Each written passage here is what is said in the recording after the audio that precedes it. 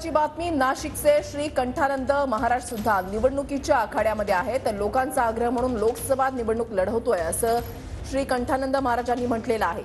निस्वार्थ समाजाला समर्पित असल्यानं निवडणुकीच्या रिंगणामध्ये आपण उतरत असल्याचं त्यांच्याकडून सांगितलं जात आहे। साधू महंत निवडणूक लढल्यास राजकारणाची पातळी सुधारेल असा विश्वासही त्यांच्याकडून व्यक्त करण्यात आला आहे।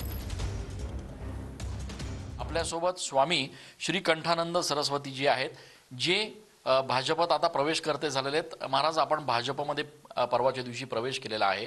आपण देखील भाजपकडून लोकसभा निवडणूक लढण्यास इच्छुक असल्याची चर्चा आहे। आपली नेमकी काय तयारी?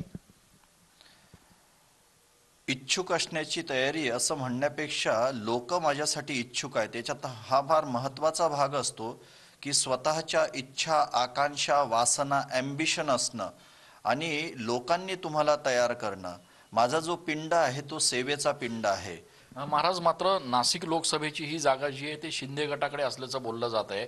भाजपकडनं आपण उमेदवारी करण्याचं कसं म्हणू शकता? नाही, बघा, निर्णायक भूमिका नेहमी प्रजेची असते। भारत हा प्रजासत्ताक आहे, भारत ही लोकशाही आहे। निर्णय घेण्याचा अधिकार केवळ लोकांना आणि लोकांनाच आहे। बाकी तुम्ही गणित कितीही बसवू शकता, पण सर्व गणित बदलणारे लोक असतात। त्यामुळे जनता जी ठरवेल त्या बाजूनेच सर्व काही होईल। कॅमेरा पर्सन प्रसाद सह मी चंदन पूजाधिकारी, TV9 मराठी।